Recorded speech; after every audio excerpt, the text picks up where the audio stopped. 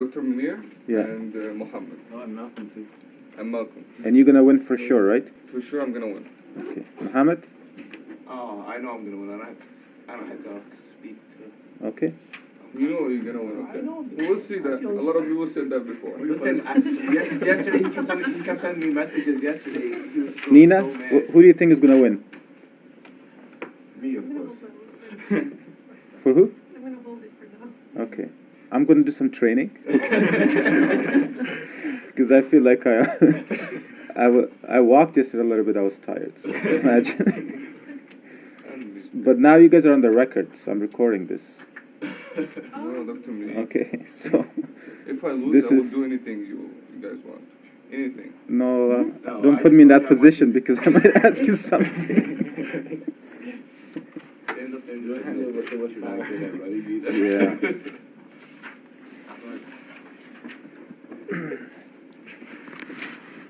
What about me? I'm Salam. Yeah. Who's gonna win? You know how? How? Even if he loses, he's gonna re-race. It's okay, we'll keep erasing him. Re-race. Even if you're right, I'm feeling well. Yesterday, very good. I'll beat you. You can beat me, and I'll still beat you running. And I was in my car, and he's like, "He wants to race you." Okay, as I understand, we left at gastritis, right? Chronic, right? Yeah. Okay, so chronic gastritis, it's type A,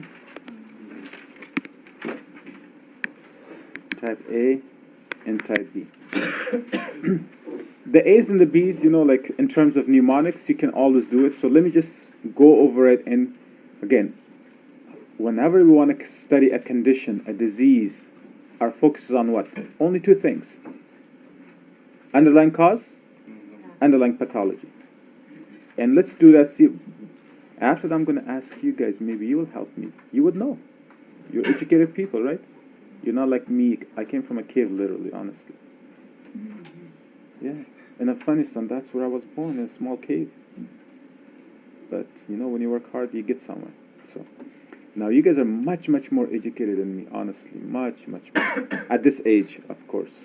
At this age, when I was your age. So, you should have no problem. Maybe caves are good because it gives you a way to think reasonable things. Maybe because you guys lack that, but we'll get there. So when you're isolated, you think about stuff, you know. When you are surrounded by people in the city, big cities, you don't have time. So, but anyhow, inshallah, everything will be okay. You guys will get there. Let's do this now. What was the underlying cause of type A gastritis? Autoimmune. And type B? Bacterial infection. Okay. The name of the bacteria? H. pylori. And the autoimmune? Antiparietal cell? Antibody. Let's say IgA or IgG. Mostly IgA. Mostly, right? Yeah. Good. Because that's the antibody of what? Mucous membrane. Okay, that's the antibodies of mucous membrane. Now, we need to know further that what is H. pylori? Those of you who did micro, you know, you have to have some idea about H. pylori. What kind of bacteria is that? Okay, it's a spiral shape or helical bacteria. That's good. Anything else? How does it cause damage? What is the pathogenicity? What is the pathology of? So, I'll come back to autoimmune, but let's say, what's the pathology of this bacteria? It releases urease. Okay, so it's urease positive. Urease. Whenever you have A's, it's an enzyme, right? So urease positive bacteria. So this bacteria carry this enzyme known as urease. And this enzyme should be splitting something into something. Gastric releases gastric. What's the function of this enzyme? Urea. It's too early for you guys. Does this bacteria urinate? Does it store urine? Does it eat urine? Let me be more like crazy. Does it smell urine? What does it do? I'm just making you guys laugh, but anyhow, they don't smell it. Do they get high of urea? Yes, they do. Yeah. So they create the surrounding into more of an alkaline. But exactly how? How? You know, if I tell you, you know, there's a lot of alkaline solution outside next to your car tires, you're like, what causing that? Did somebody spill it or something, whatever, you know? Like, I need to know why. Carbon dioxide and ammonia. What about it? Doesn't it combine the two or something? Okay, what enzyme combines carbon dioxide and ammonia? Carbonyl phosphate synthase 1 and synthase 2. So, urease does the same thing? The product of urease is that. So, okay, so tell me in your words, what does it do, urease? The product, whatever it breaks it into those two. So what does it break into what? You have the answer. It does, no, it does the opposite of, it does the opposite of carbonyl phosphate synthase, but many reactions. So it splits urea, yeah, carbon dioxide, that's what you attempted to say. Carbon dioxide and who? Isn't that what that is? Ammonia. Good. And carbon dioxide will be absorbed by blood and exhaled. Okay. What happens to ammonia? That's the product that we care for. Ammonia is basic. Ammonia is basic. So when this bacteria is surrounded by solution rich in ammonia, the pH decreases. It neutralizes. It's a buffer. Ammonia, why is it a buffer? Yeah, it can become NH4. So it accepts a proton. It prevents a proton from being free. If you have no free protons, mean less acidity. It's the free proton that causes acidity. Okay. All right. So that's how you should be thinking about it. So this is NH4 plus, right? This is a buffer. So that's what it does. Yeah. So it takes the proton and changing the environment to alkalitic. Yeah. So the pH will increase. Around what? Around the bacteria, not the entire stomach. Only around the bacteria. Yeah. I mean, it depends how much is produced, of course. Okay, but the pH inside the stomach, it won't affect it? Not much. Not much, no. Okay? So I'll tell you what. I'm coming to that, okay? So now, as long as you understand, H. pylori increases in the breakdown of urea to ammonia and carbon dioxide. Where? In the gastric mucosa or duodenal mucosa, 2 areas. But since we're talking about stomach, so let's say gastric mucosa. So this bacteria lives in the gastric mucosa. Imagine, look, if you want to live in an acidic environment, don't you think for you to survive there, you must have a mechanism to survive? The matter of fact is, you know that stomach acid kills all bacteria. Almost kills a lot of pathogens. It's a defense mechanism, part of your immune system. You're born with it, right? So it's innate immune system. The gastric acid is an immune system, okay? Innate immune system or a physical barrier. But nonetheless, for anything to survive that acidity, you should automatically make a conclusion. You know, if you see a baby, for example, if you know when you guys see people crashes, plane crashes, something like that, and they survive for a week or something in the desert, you're like, wow, how did you do it? You must have done something different. Because the natural trend is that people die in a hot environment without water or in being stuck in ice or snow or something like that, right? So you should be concerned, like, you know, H. pylori, for it to survive, as far as I know, the gastric acid content is so strong that it almost kills all bacteria. Somehow this bacteria is able to live in stomach. How so? How so? It must have something. And what is that thing? It buffers the acid. It neutralizes the acid. Not the acid of the stomach. It's not that. Look, if you produce tremendous amount of ammonia, of course, it will neutralize it. But this bacteria, let me show you. For now, you're okay that urease and splits urea into carbon dioxide and ammonia. You okay with that? Therefore, ammonia is a buffer. Are you okay with that too? So it will neutralize acids. Are you okay with that too? Good. if this is the stomach, now, again, some anatomy review. The green, what is this green area called? Greater curvature. Red one? Small, lesser curvature. Lesser curvature.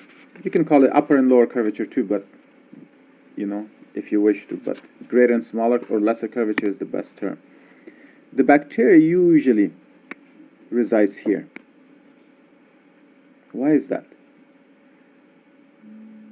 Why out of all of the stomach area, the most common location, Less acidic. why is it less acidic? That's good. The acid is accumulated in the greater Why? gravity. Gravity. Good job, honey. Very good. So there's less acid here to begin with. On top of that, so now this bacteria is going to produce a yellow solution around itself. A yellow bicarbonate, just around itself.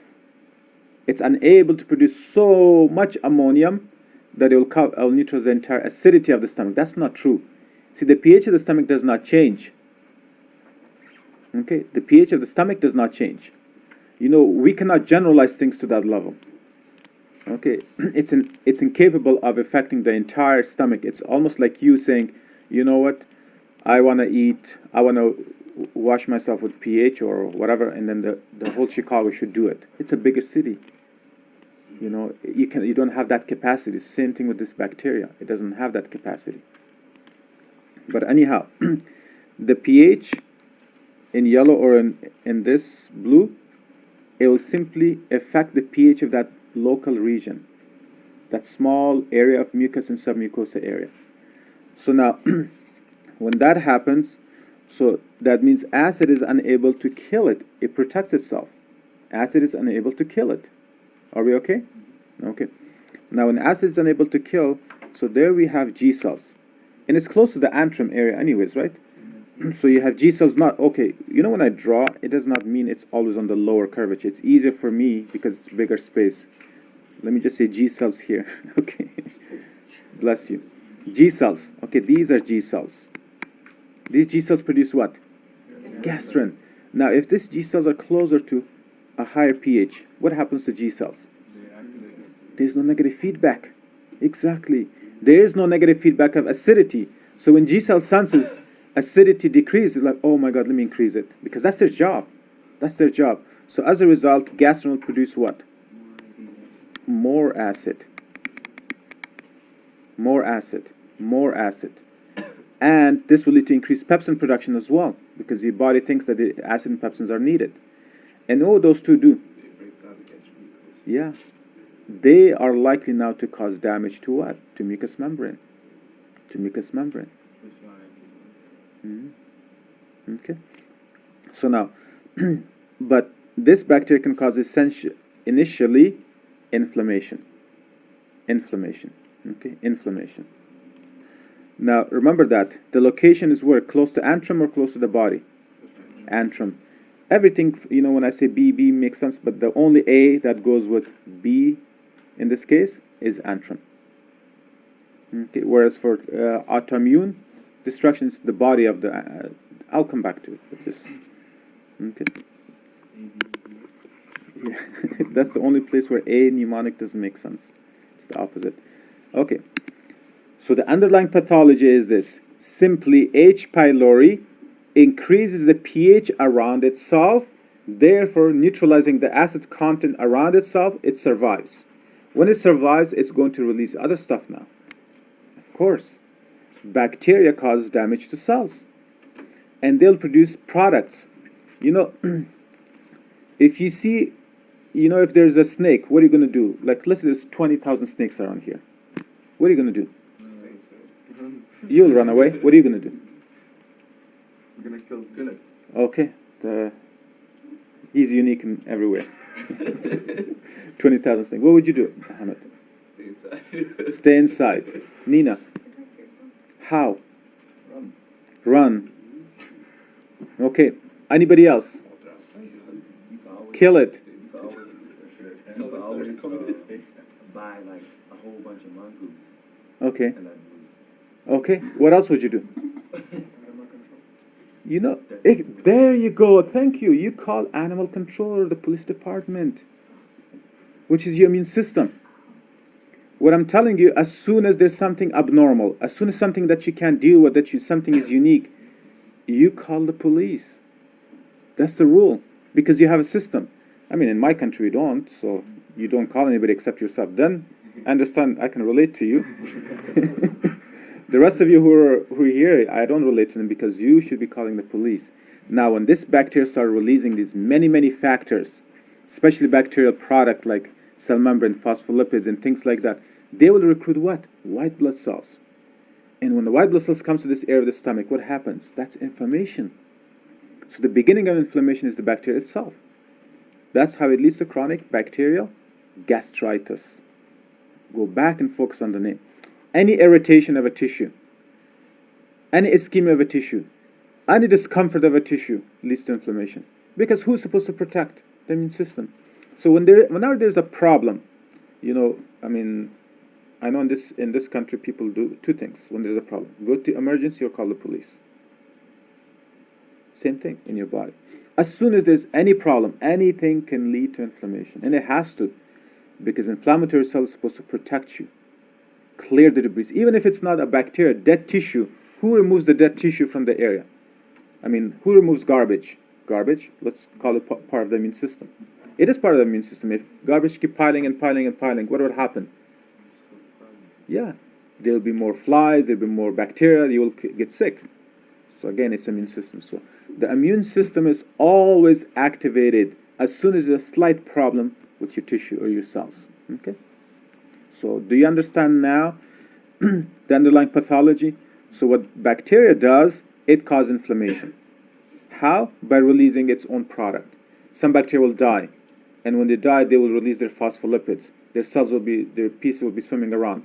And white blood says, oh my God, I don't see this. I've never seen this before. This doesn't belong here. Let me get rid of it. And they come and they cause inflammation. Okay? But how does the bacteria survive, even lead to that? The question is, in stomach, we shouldn't have such thing. It's a strong acidic environment. So this bacteria has a defense mechanism, and that is ammonium. Okay, ammonia being converted to ammonium. So, and taking that acidic environment and neutralizing it for itself, for its own survival. Okay, so I hope you understand that. Now, at the end of the day, remember, all bacterial infection leads to inflammation, but this is chronic. This bacteria loves to live there. The nutrition there is proper for it. It thrives. Okay, it's like a person who lives pizza and goes to Italy or something. That's what happens to this bacteria. Okay, so at the end of the day, it's nothing more than inflammation. So can you relate to chronic gastritis type B caused by bacteria? I mean, that's common sense. All bacterial infection leads to inflammation. In this case, it leads to chronic inflammation. Okay? When you talk about chronic inflammation, you have to memorize a few things. Although immune system is coming in soon, right? And not this term, next term. But now chronic inflammation is identified based on inflammatory cells. There are some cells that are signal of or sign of inflammation. What kind of cells are sign of inflammation or prototype of inflammation? White blood cells. White blood cells, period. White blood cells, right? Whenever you find white blood cells higher than normal, you're going to think there must be inflammation. When you're driving on the road, you see there's police, there's emergency, and there's firefighters, all the ambulance. Immediate conclusion is what? There must be an accident. So you can use the same term, an analogy. If you see white blood cells in tissue where there should be no white blood cells, something is wrong. Where do they come from? Let's call it inflammation. That's all there is. Okay. So now, but there are some, like you can call, for example, there's a state trooper, right?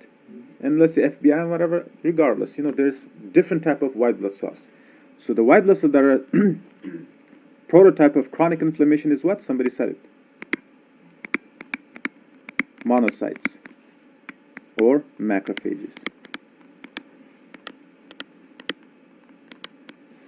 Monocytes and macrophages, they are indicator of chronic inflammation. If you don't know it yet, just memorize it. Okay? Just memorize it. Okay? Just memorize it for now. Okay? Why? I can't answer that question. Don't worry about the why. Why these are the cells that are prominent in chronic inflammation, I don't know. Okay, but that's their indicator. All right, so again, I'm coming back to this. There's a lot of pathophysio involved. That's why I'm spending more time. Yeah. For patients that if patients lay on their stomach, would that affect the H. pylori because it comes up and moves towards that area, or would it have no effect? Let me put it this way. Just to make sense out of it. Right now it's daytime, right? So this is the Earth, right?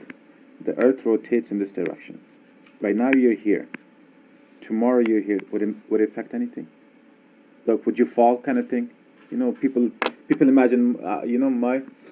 In Afghanistan they had these famous stories that when they found out, I mean, for them, because Afghan people are called the people of Abraham.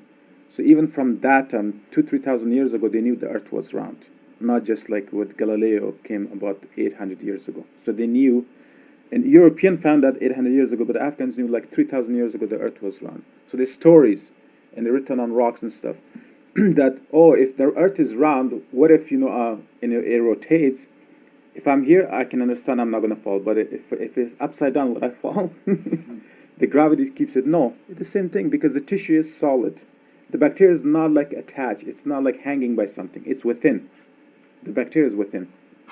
So it wouldn't affect you whether your stomach is contracted or relaxed. It doesn't change. No, I mean the patient laying down. It wouldn't change. Actively move towards that area. No, in this case, see, it's the ulcer now. When you talk about pain and ulcer depends where it is. Yeah, the stomach contracts regardless at all time. But it's just that area is more at risk. It's more at risk. So acid can go there, yeah. But even then, the bacteria is submucosal. It's hiding within the mucosa, submucosa. So there's a rim of ammonium around it. Okay, yeah. Yeah, you can think about it this way. Yeah, so if you are protected by a raincoat and you're sitting on a ship, even if the ship splashes water on you, you're still okay because you're protected. Does that make sense? That's what you're asking, right? Okay. I like when you analyze it, you compare to real, that's good. Okay, so please remember bacterial, gastritis, number 1, caused by H. pylori. Number 2, that this inflammation will have chronic inflammatory cells known as monocytes and macrophages. And you'll find that in gastric tissue when you do biopsy.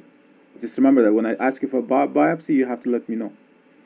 This macrophage releases something known as interleukin 1 and interleukin 12.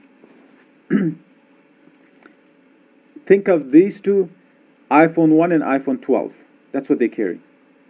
I for iPhone. They're used for messaging, that's all. Okay? Now the L for lymphocyte. L for lymphocyte. Or leukocyte. Okay, so leukocyte. Leukocyte white blood cells. So these are iPhones carried by who? Leukocytes. So iPhone 1 and iPhone 12. Between them, they don't care. Let's ignore this. Okay, just remember that they are used nothing for messaging. Okay. Okay. Now let's go to type A. In type A gastritis, you have antibodies against the parietal cells. Okay. Majority of the parietal cells are in the body. Antrum, you have mostly G cells. In the body, you have parietal cells. Okay, so now, if you have anti-parietal cell antibodies, that means the body, the part of the stomach that's affected by type A is mostly the body. The part of the stomach that's affected by B is the antrum. It doesn't mean the rest of the stomach is spared. No. It's the most common location. Okay? It's the most common location overall. For example, if you were to get skin cancer, which part of the body is most likely to get skin cancer? Oh, your face. Yeah, the area that's exposed to sun. Palm, soles of your hand, neck, facial area. But if you're bathing in the sun all the time, you're getting suntan, then the entire body is a fair game. Okay. Okay, so now, what produces these antibodies? What produces antibodies? B cells. B cells. So here we have B cells. B cells and plasma cells. B cells and P cells. You see the difference? Okay, on molecular level, you should be able to see this difference. Very good. Okay. So that's one thing I wanted to make sure that I differentiate and you understand. Second thing is that in type A gastritis, the overall effect is destruction of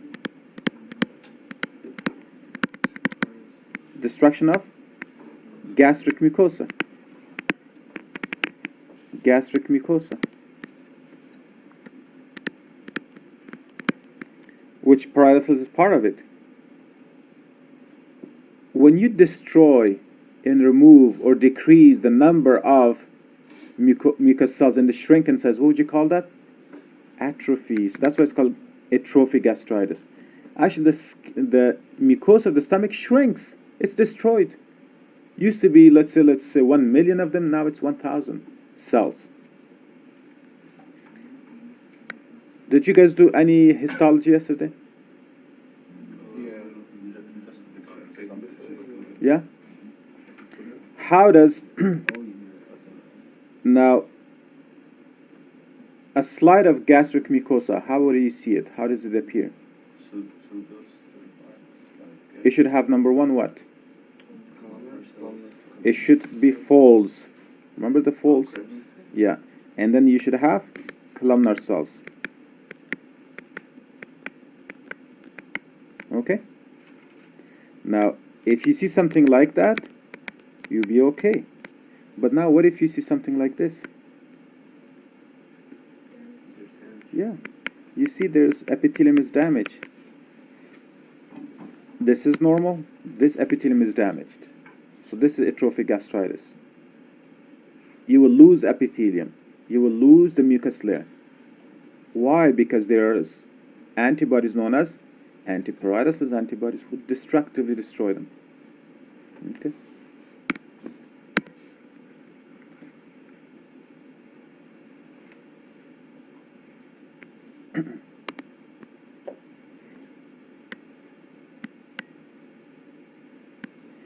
Okay. So now, it's known as autoimmune atrophic gastritis. What is the consequences of not having gastric mucosa? Now you can make your own conclusion. Okay. Here we had inflamed mucosa. Inflamed mucosa. Okay. Here you had inflamed mucosa, and we'll see what are the consequences of that. Here you have destroyed mucosa. It's still inflammatory disease, but it's autoimmune. Make sure you understand the difference between autoimmune inflammation is different than the true inflammation. True inflammation has swelling. Autoimmune has the opposite, shrinking. But anyways, if you destroy the mucous membrane, what's the end result? No parietal cells. So no intrinsic factor. I'll put negative. Anything else? Decrease acidity. Excellent. HCl is decreased. Intrinsic factor is decreased. Because that's what parietal cells produce, right? Anything else? Pepsin. I like it. Now we're getting somewhere. Pepsin is decreased. Good job. Yeah, I mean, there's nonetheless it's decreased.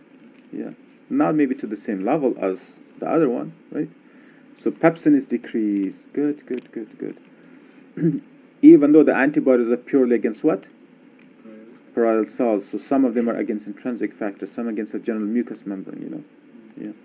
If it's purely intrinsic factor, autoimmune destruction, then everything is okay. If it's purely parietal cells, yeah, you can have such thing, yeah. Would this lead to B12 issues as well? Exactly, exactly. So what she's saying is, see, intrinsic factor, or in this case I have IF, intrinsic factor or IF is needed for absorption of B12. So as a result, this will lead to vitamin B12 deficiency. Okay, vitamin B12 deficiency. Now, vitamin B12 deficiency leads to what? B12 negative. This leads to what? We discussed this. Remember that, guys? Yeah. Megaloblastic. Megaloblastic anemia.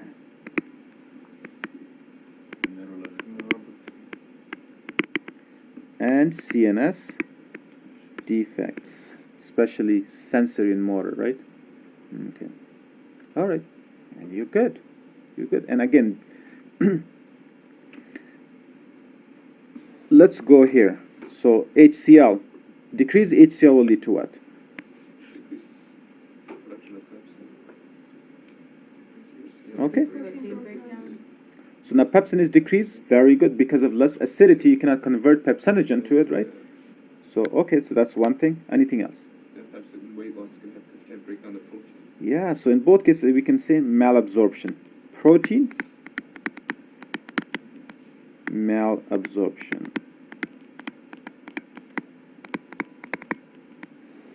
And when you're not able to absorb protein or break them down, that means they will stay in the intestine and keep water with it. So it will lead to what? Diarrhea. Very good. Very good. I mean, that's amazing. You guys know it, see? You know it. Good job. What else could happen? What's the term for this decreased HCl? Chlorohydria. Okay, so memorize that too.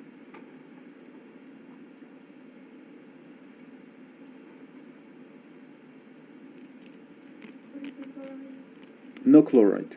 No chloride. No HCl. Okay. Now, inflamed mucosa, which is part of the bacterial gastritis, what would that lead to? Yeah, this can lead to ulcers because inflammatory cells can shed. They can be replaced with new cells, so they're damaged. Ulcers. This can lead to what kind of ulcer in this case? Gastric ulcers. Gastric ulcers. Gastric ulcer. Okay, so that's one complication. It can also lead to something else. Cancer. Gastric cancer. Gastric. Yeah, adenocarcinoma. Very good. I mean, I don't know why we're confused. You see, it's simple, straightforward. All you have to do is understand the basis, the cause, and the explanation of the cause. This cause will do what? What would happen? What if this? What if that? And then the rest, you're okay. You'll be okay. Ulcers, as I understand, they bleed, right? They bleed. So the person will have, very good, iron deficiency anemia. Iron deficiency anemia, very good. Compared to B12 deficiency anemia. All of you know that iron deficiency anemia is microcytic, hypochromic. All of you know that megaloblastic or B12 deficiency anemia is not microcytic, macrocytic, normochromic, or if anything, hyperchromic. Complete the opposite. In iron deficiency, the RBCs are small compared to the average size, the normal size. In B12 deficiency, the RBCs are large, megalocyte, megalocytic, microcytic, hypochromic, and hyperchromic. Okay, the color increases with B12 deficiency. The size increases with B12 deficiency. The size decreases with iron deficiency, and the color decreases with iron deficiency. Okay? So you'll have two completely opposite anemias, and it's amazing how they love these things. Yeah. Yeah, diarrhea there, so you would have Carolina, is that what it's called? Carolina? No, I never do. I try to protect myself. This patient, This patient would. yeah. Better words. Would they have diarrhea? Yes. Yeah. And the other patient in B12? Malina? Yeah. Okay. Call them now, you know, up to the duodenum, stomach, esophagus, stomach, duodenum, and some part of ileum and jejunum as well, some part of jejunum. They're known as upper GI. So bleeding in that area we'll call it upper GI bleed. Upper GI bleed will always give you melena. Melena comes from melon. Melon comes from melanin. Melanin has what? It gives you dark pigmentation, right? In melon, what do you find? Dark seeds. That's the correlation between them. So melena means dark stool. It's not red stool. Red stool is fresh blood. Melena means old blood that was metabolized. It was produced somewhere higher up. You're not going to see, look, the only time we'll see stool when somebody defecates. So that means if bleeding is here in the esophagus, like varices or malary-wise tear, the stool takes about, depending on your bowel habits, some people have one movement a day, some have one a week. So if stool is staying there longer, the blood is metabolized, it will become darker and darker and darker. That's melena. So it simply indicates, when you hear this term melena, you will always think of what? Upper GI bleed. Simple, straightforward. You know, you should never be confused. Whenever you see this term in a question that says melena, it simply means upper GI bleed, upper GI bleed, upper GI bleed, which is a GI condition, therefore I'm telling you now. Okay? Hematochezia or hematochezia. Hemato, CH, chezia, CHESIA. Hematochezia. You can sometimes use Z in it too. Hematochezia or hematochezia is fresh blood. Fresh blood, which indicates lower GI bleed. Maybe hemorrhoid, maybe anal fissure, diverticulosis. We'll get there when we reach the large intestine, okay? But anyhow, let's not get diverted there. So, gastric ulcer bleed, that's one thing. And if they bleed, they'll give you iron deficiency because you're losing blood and iron. But ulcers also hurt. They'll give you epigastric pain. Epigastric pain. That increases with food. That increases with food. Write it down. The pain of gastric ulcers increases with food. It increases with food. Of course, adenocarcinoma, gastric adenocarcinoma is a disease by itself, gastric ulcer disease by itself, I'll discuss them. But know that this is a common cancer around the world. Very common. So, you know, if there's a mass within the stomach, how would a person experience? Or what would they experience when they have a mass in their stomach? Feeling of fullness. They get full easier and faster. They don't have to eat so much food. Early satiety. Early satiety. They will also have, you know, maybe cancerous bleed as well. Okay? And then on palpation, you'll feel a mass. Huh? Weight loss as well. Yeah, weight loss. Very good. So that's the typical two things for gastric adenocarcinoma, which we're going to do regardless soon. So understand, at the end of the day, these two gastritis have different mechanism, different results. Okay? All right, let's go into diagnosis. You do have a question. Great job. Yeah. How is H. pylori acquired? Is it naturally found within the lining or? Yeah, a percentage of people actually carry it. I know like 50% of the U.S. population If I'm correct, I thought it was 35, but makes no difference. I guess 15%. Well, that's a big number. Yeah, there are a certain population that they carry it. It's not only U.S., around the world. So majority of people just carry this. It's able to survive. See, a baby, when it's born, it acquires bacteria through different mechanisms by coming in contact with food, with this, with that. And then the oral cavity should have its normal bacteria. Okay. Colon is the richest area in terms of bacteria. The most bacteria per centimeter, per area, is the colon. We, as a human beings, have more bacteria in terms of numbers than our own cells. Because bacteria is tiny cells, right?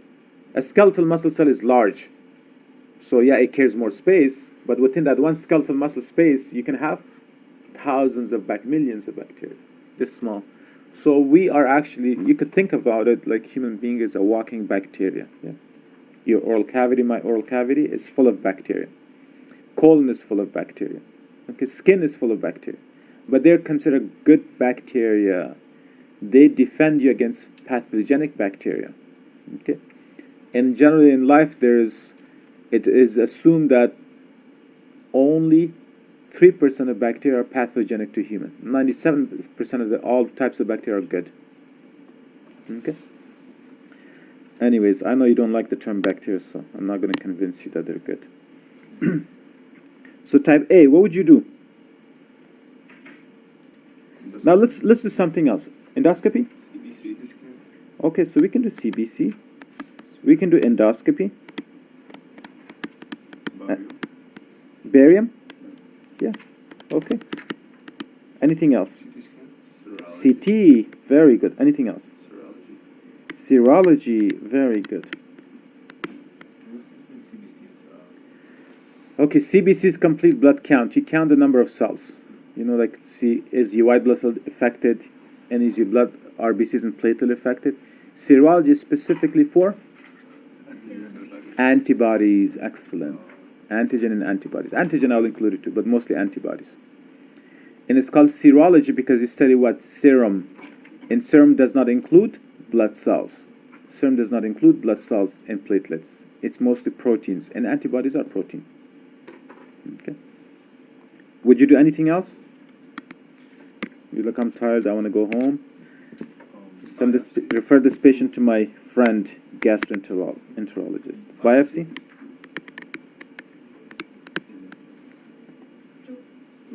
Stool sample. Okay. Take a stool sample.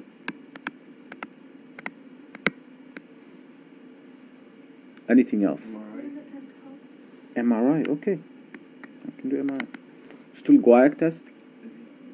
Yeah. Stool sample. You can take stool sample. You can look for physically if there's blood, or you can do the guaiac test to see if there's any parts of hemoglobin or something, to see if it's test positive.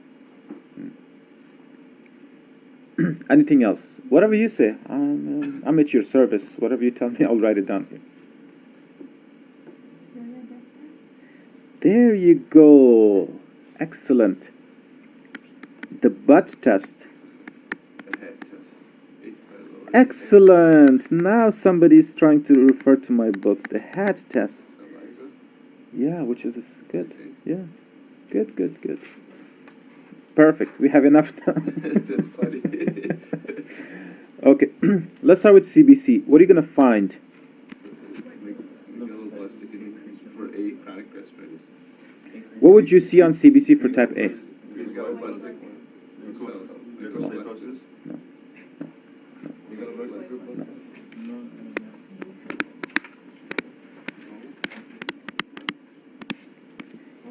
You see, when you have gastritis, white blood cells are increased where? In the mucous membrane, not in blood. Not in blood. Usually, blood sample will be normal, usually. Unless it's acute, you know, sudden infection or something, or inflammation. What about the anemia? Ah, I don't like the term CBC. You can use the term CBC, but, you know, to visualize things, you're going to do what? Smear. Yeah. So you can do, again, in the question, when you see CBC, there's no other option. What would you say on CBC? If this is no normal, nothing else, then pick a smear sort of thing. But, you know, to be accurate, this we'll call it a peripheral smear. A peripheral smear. Meaning you take a sample of blood and you put it on a slide, and then you put it under microscope. What would you see? Yeah. So for this, you will see macrocytes, right? Or megaloblast. Good. And here you will see microcyte. Microcytes are cells. Cyte means cells. And then you will see these cells, they're hypochromic. Or you can say pale cells. Hypochromic. Microcytic hypochromic anemia. And you can call this macrocytic and hyperchromic. Hyperchromic, meaning that. And hypochromic appears pale. Hyperchromic, they appear more purplish, bluish. Large cells versus small cells. Okay, good enough. But you will also see something else with type A in terms of smear. Beautiful. Beautiful. Simply fantastic. Hypersegmented. Did anybody watch the game yesterday or not? I wasn't able to. Okay. Barcelona. I Yeah. was. Who won? Barcelona. Messi had Of course. Yeah, again? 2-0. 2-0. I want Arsenal to win that first game, so the second game they can play good. Make it interesting, right? Okay, so, let me keep that smear here. Let me keep smear. So we have done this. What would you do? Endoscopy, what are you going to look for? What would you say on an endoscopy? Look, I don't have to tell you that. Inflammation. Okay, so for type A, what would you see on endoscopy? No, atrophic damage. Yeah, gastric mucosa is what? Destroyed. There's not much mucosa. Lack of mucosa, destroyed mucosa, atrophic mucosa. Whatever term I use, what difference does it make to you? Yeah? If I say the houses are demolished, destroyed, broken down, this, that. At the end of the day, if there is no house, there's no house. If there's no mucous membrane, there's no mucous membrane, period. How you say it makes no difference. So terminology should never change you. So it's atrophic gastritis. Atrophic gastritis. And for type B, what would you see? Yeah, swollen gastric mucosa, not atrophied. Not shrinking in size, actually enlarged, swollen. You might be able to see it. And plus maybe some redness. What would you see on barium? Ta-da! Nothing. So why would you do barium? Don't do it. Okay. You might see an ulcers. If this case there was an ulcer, you will see a clean cut indentation in the mucosa. Wouldn't you be able to see that also on endoscopy? Yeah, you will see that in endoscopy, but which one did you do first? The question is, so you can see it. Well, I'm not saying which test would you do, which one you wouldn't do. So you still are able to see. I just want to make sure you understand what are you looking for. If something is not helping you to see something, you don't do it. So you can do in barium. So here it will be useless. There maybe it will show you ulcer, if there is ulcer. See, chronic gastritis type B does not mean ulcer always, right? It's not always ulcers. Okay, CT scan. What would you see for type A? For type A,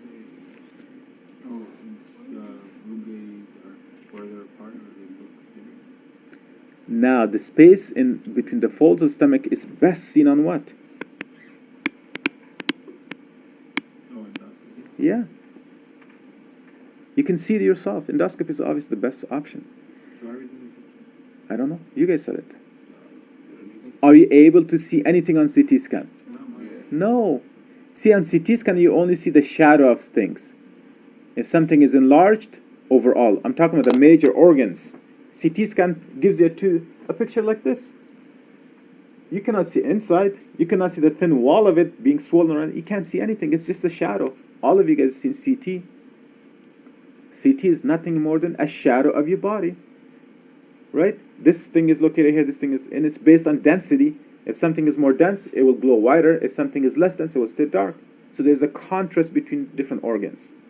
So you can overall see the shadow of things. You really don't see the details. So CT will not help. Therefore, I'm going to disappoint somebody and remove CT. But thank you, because this is what helps students not to do CT. It's expensive too. If you have chronic Gastritis. Type if you have A. a cancer or something, you would see. So. Oh, amazing. I swear, I'm going to leave it. I apologize. What did you say? It's unbelievable. Very good. So here will be normal. Here, just in case, if you think the person has type B first, then you might as well do CT. Yeah, so you will do it for this one. So you will see a mass. Good job. Good job. That cooking helped you. You should cook more often. Yeah, absolutely. On serology, what would you see? Anti-parietal, Yeah, so you will see anti-parietal antibodies. I'll just put AB. Which type of antibody? IgA or IgA, mainly IgA. No, I'm not saying this. I should make eye contact with you. Which one most likely? IgA. Why? Because When you do serology, what are you looking? What are you actually? What is serology? Please tell me serology. What is serology? Blood. But you're talking about mucous membrane. So if you take a sample of blood, would you find antibodies in blood? Yeah, there will be some circulating, but mostly not IgA. IgG and IgM in that case. Yeah, it will be mostly IgG. Serology, when you say serology, you're taking a sample of blood from my veins, and then you're measuring, is there increased antibodies or no? So that's different. Okay, so serology is a test of plasma, a test of serum. And serum is what? Yeah. Okay. So don't confuse the two. As I said, like everybody memorizes things, and then they forget what they're saying. They just ignore the other side of it. Okay, what would you see for type B on serology? Normal. Okay. There you go. Now we're coming to the test. Biopsy. What would you see on biopsy for type A? Okay, so you will see infiltration of who? Monocyte. No, sorry, that's type A, right? So plasma cell. Yeah, plasma cells, infiltration. So plasma cell or B cell or lymphocyte infiltration. Now I'll write all three of them because, immune system. I think next semester I probably will be doing the immune system, and Shikrullah will probably do the bacteria. It's just about memorization, so not much explanation. But immune system requires some, so I'll do this part. Plasma cells, and then it will be the same thing as also saying B cells. It's correct. And then you can also say lymphocytes. So you will and use the term infiltration.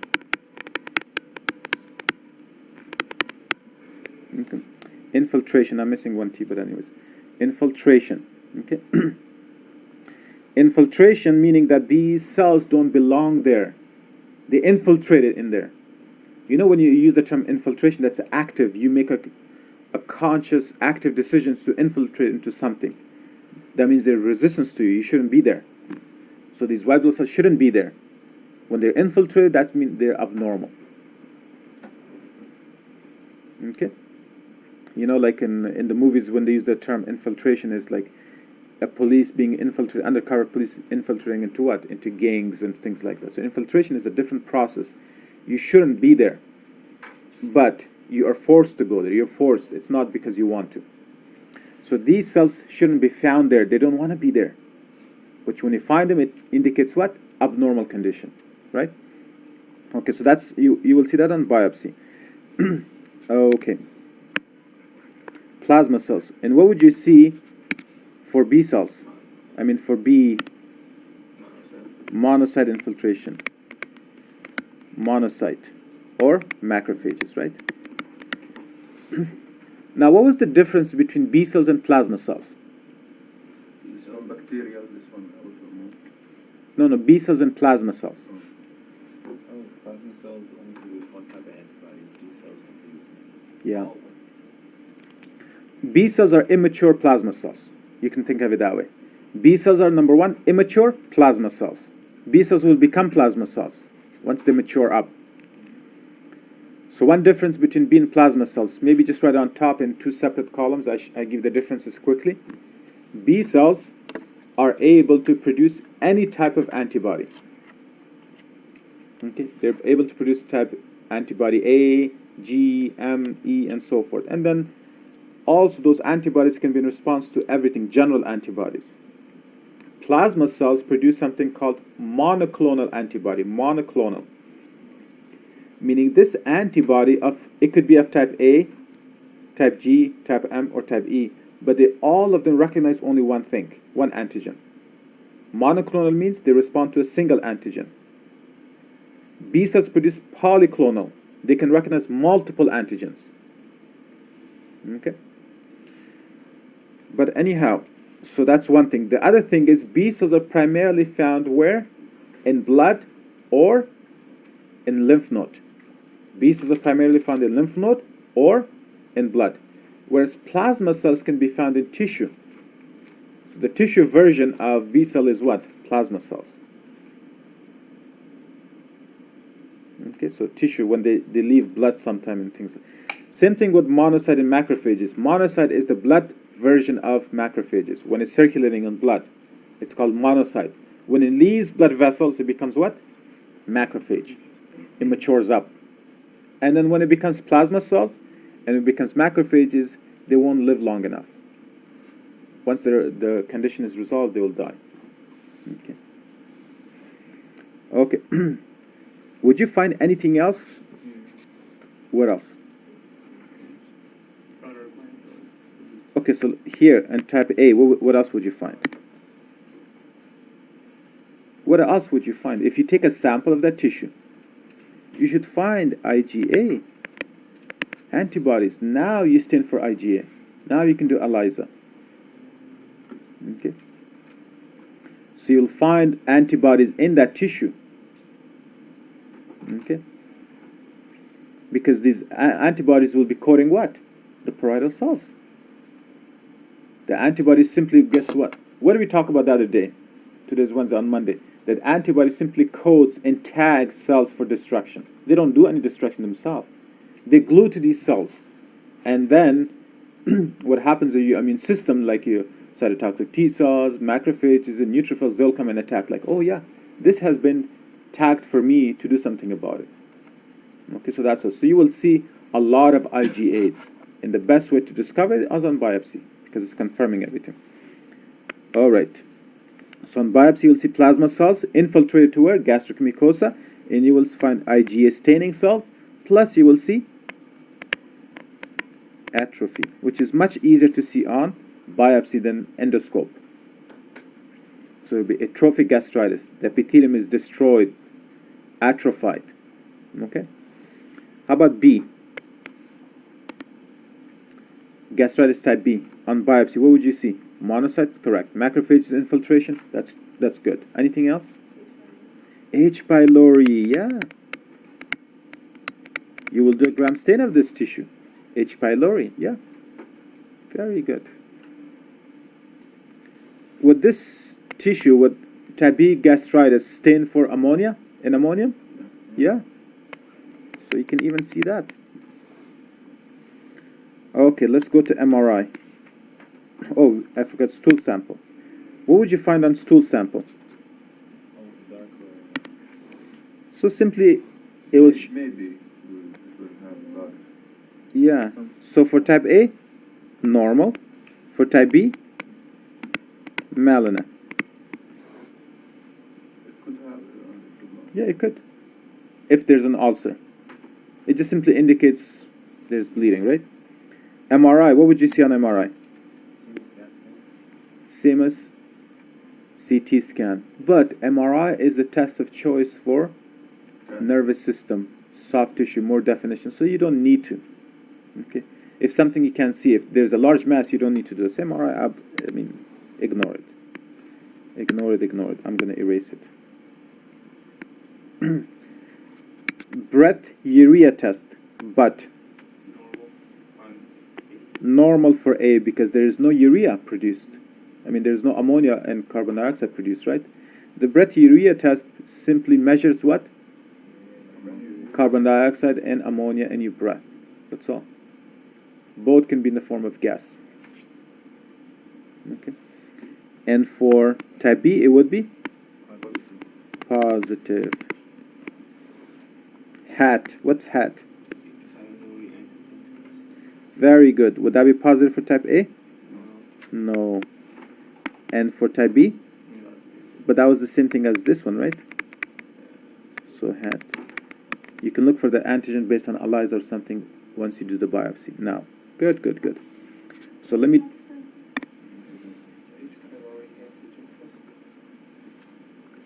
Okay. Now, which test would you do first, guys? When you suspect gastritis, what would you do first? What's the rules for doing tests? Least invasive first. Simple, least invasive, and least expensive. Okay, so out of these tests, which one is the easiest? Simple. HAT. Let's do butt first. Yeah, butt first. Okay. Now, immediately we'll tell you if it's type B or type A, because it guides you immediately. Step A, do serology. Okay, so now let's do this. I'm gonna erase this. You guys remember that, right? Let's say you do breathuria test. Now there's two options. It could be positive or negative. If it's positive, what are you gonna do? If it's positive, Do a hat. okay, how do you do hat? You have to take blood, right? Hmm? You have to take blood, right? Yeah, you can do blood. Endoscopy. You can do endoscopy, you can do some things. But if it was me, I'll do butt. If it's positive, I'll put him on medication first, thinking it's ulcers, it will resolve. Okay? If you further nothing, after a week or a month of treatment, nothing happens, then you should avoid everything else, go straight to endoscopy. Because endoscopy is the same. Well, not only you will visualize an ulcer or something, you will also biopsy. And on biopsy you can do HAT of the biopsy tissue. Okay, you can look for antigen in blood. It's not so good. But the antigen is easier to find where? In the tissue. Okay? If it's negative, so let's do that in red. If the test is negative, then you think maybe it's not type B, maybe it is, maybe it's not. What would you do next? Yeah, then you can do CBC as well. Okay, you can do CBC, you can do serology. So let's say you do serology. On serology, you will find antibodies, right? Antiparietal cells, antibodies. So you will see that. If you find that, that's done. But even that's not confirming it. At the end of the day, you still have to do what? Biopsy. Biopsy. Now, in biopsy, in this case, you'll find H. pylori. If it's urease positive, you'll do H. pylori. But if it's negative, you'll find, on biopsy, you can also find monocytes. In here, you'll find lymphocytes. Okay, so it depends what, you know the rest. So be aware. When the question comes, you should be saying, what test is more appropriate? You have to make that decision, right? Because your job is, number one, to save time, not make somebody hate medicine, not just necessarily cut something, and not make them pay more for something that they shouldn't. Okay? Treatment for type A, corticosteroids. Okay, corticosteroids, good, to get rid of the immunity, autoimmune disease, or else should be to prednisone. Let's just write prednisone. For type A, prednisone. Now, you will also get in B12 supplements. Yeah. Yeah. Okay. Now, in this case, what happens to acidity in type A? Decreased. Okay, so acidity is decreased. That means maybe you have to be careful with decreased protein-rich diet, because they cannot usually use it until they recover completely. Okay. In type B, yeah, there is the thing for whenever there is H. pylori involved, the medication should be called CAP. C-A-P. C for clarithromycin. C for clarithromycin. Clarithromycin. A for amoxicillin. P for PPI or proton pump inhibitor. The reason I say CAP, you know, ulcer is in erosion in your mucosa. Cap that ulcer. Cap that ulcer. This is the drug of choice. Okay. Okay. Good. Any questions? P? Okay, so C for clarithromycin. Let me write it down.